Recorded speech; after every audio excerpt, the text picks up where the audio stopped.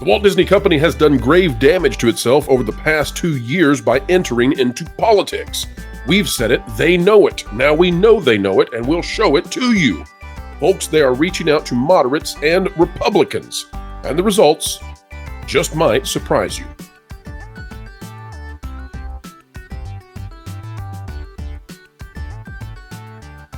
Hello, ladies and gentlemen, boys and girls. Welcome back to the channel that is changing hearts and minds simply by telling the truth, explaining entertainment, keeping you ahead of the culture curve. That's what we do, and we're happy to do it.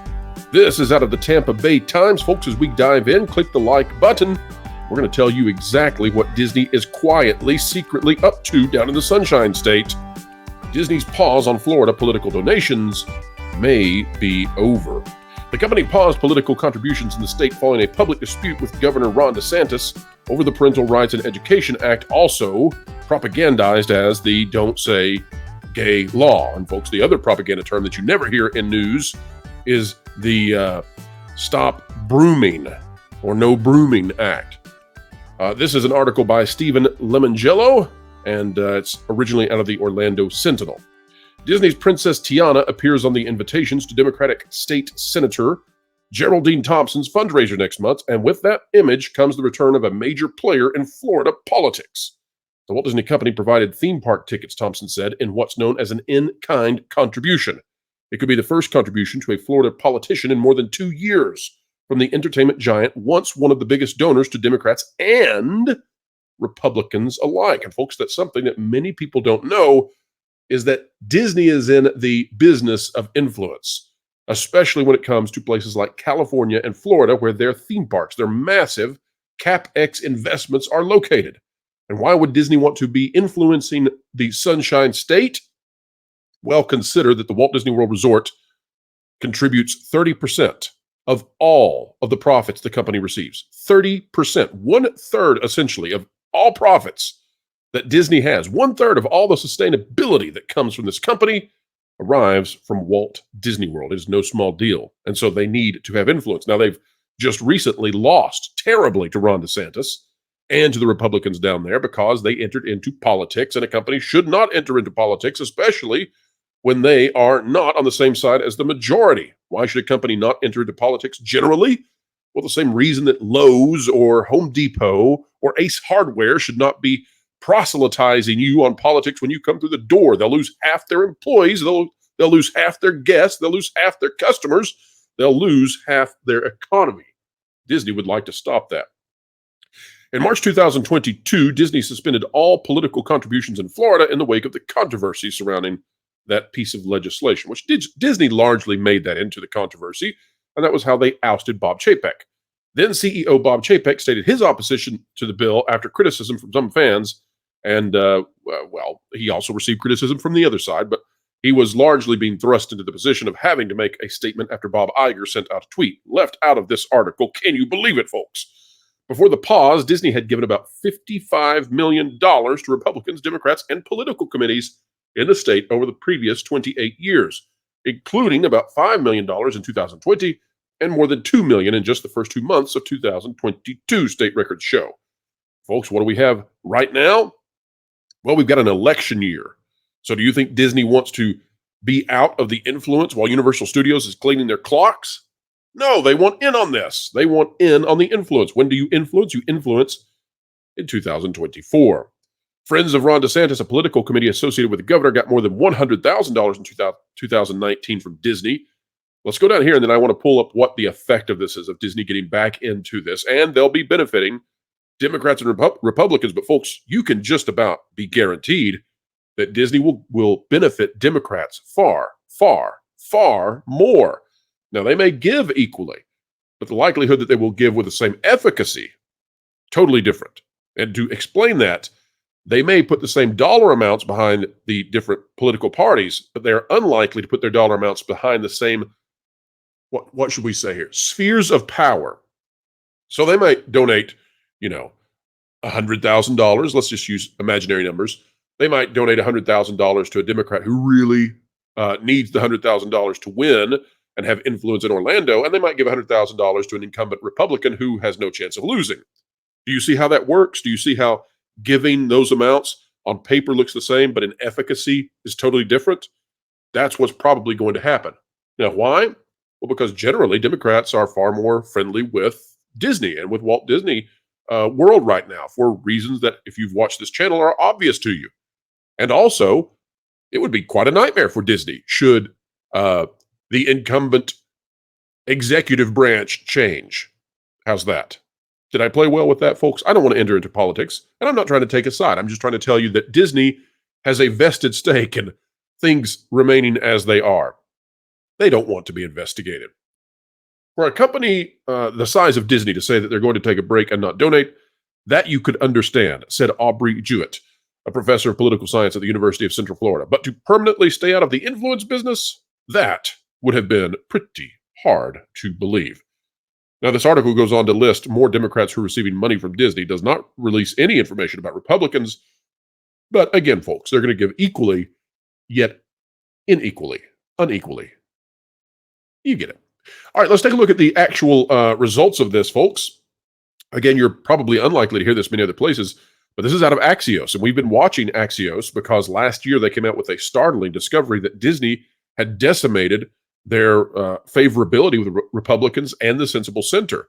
And the center is where the most damage has been done. And I'm going to reveal to you why this poll is so terrible still for Disney, despite the fact that it makes it seem as if it's not.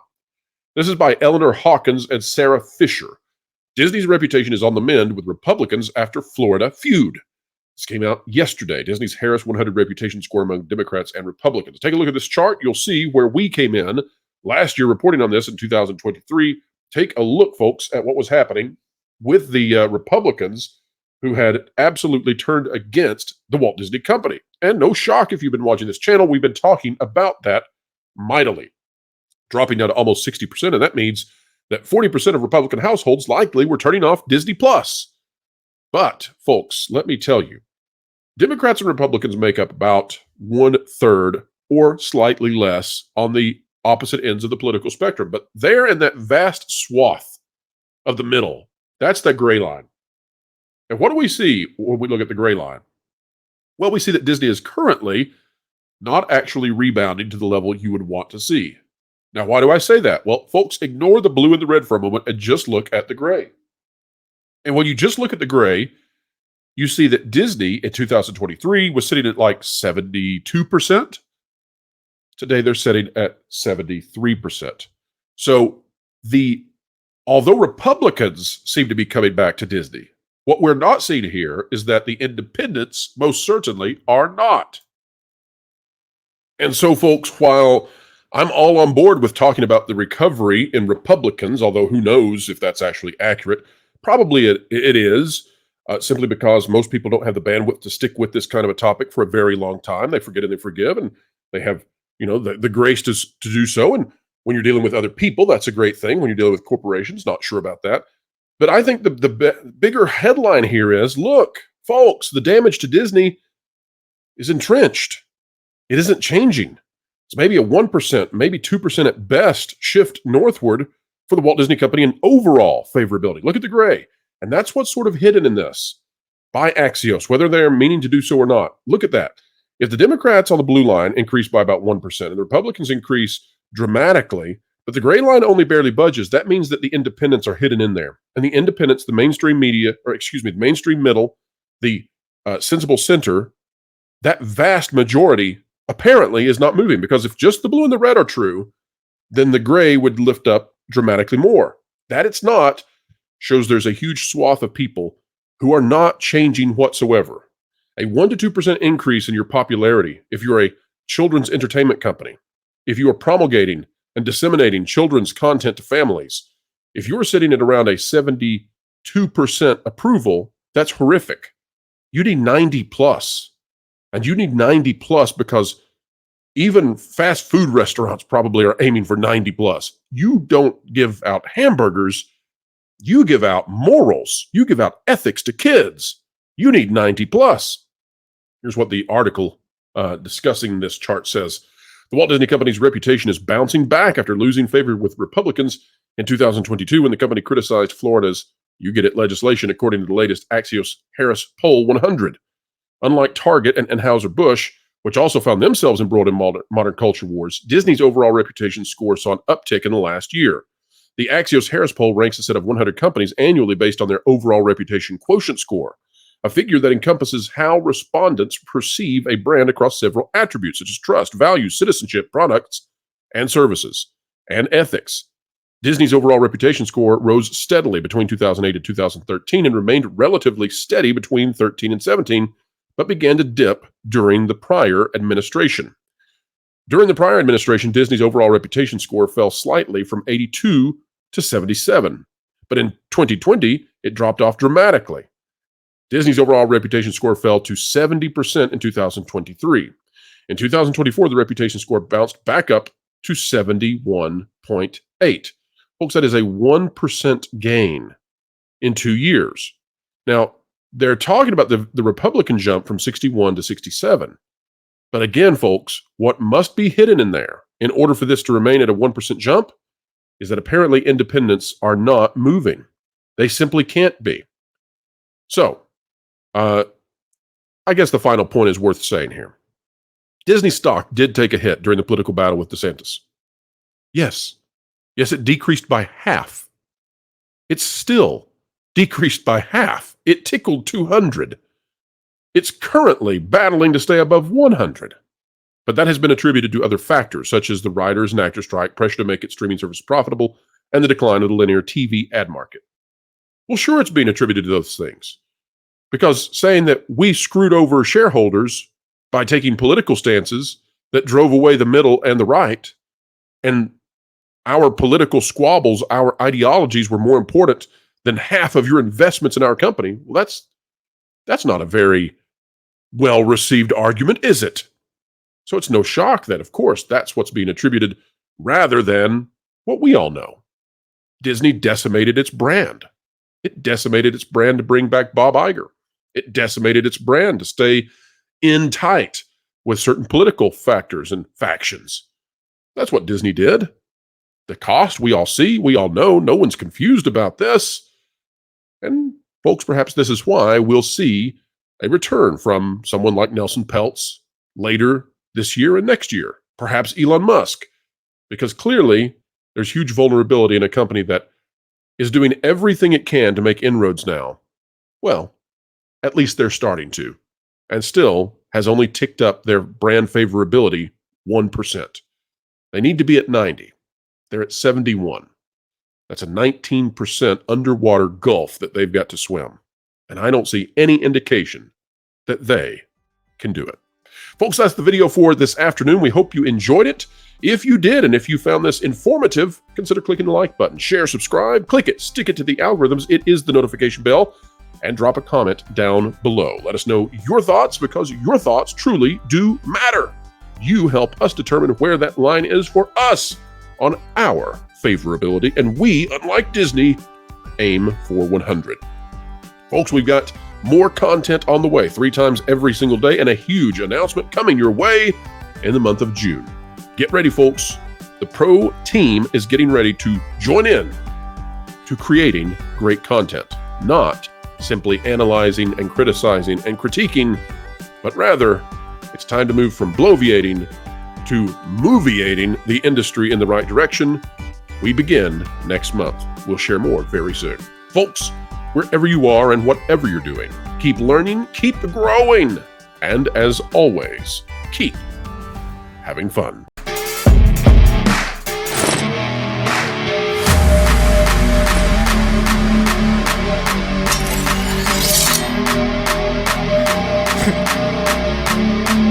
Wilton, what are you doing? Well, word on the street is the culture war has officially made it to the doorstep of that park place. And I realized Jonas has no one there who loves him. So I thought I should go and protect them. Yeah, okay. You know that's not, how you do this, right? Do what? Fight? Don't worry, Floral. I will not be intimidated by a criminal threat. Threat? Wilton, don't be ridiculous. What does it matter to me? I have only one life to lose. I mean, I totally expected you to die walking into traffic, but, They may take our lives, but they'll never take Our freedom! Okay, just stop. This is just nonsense.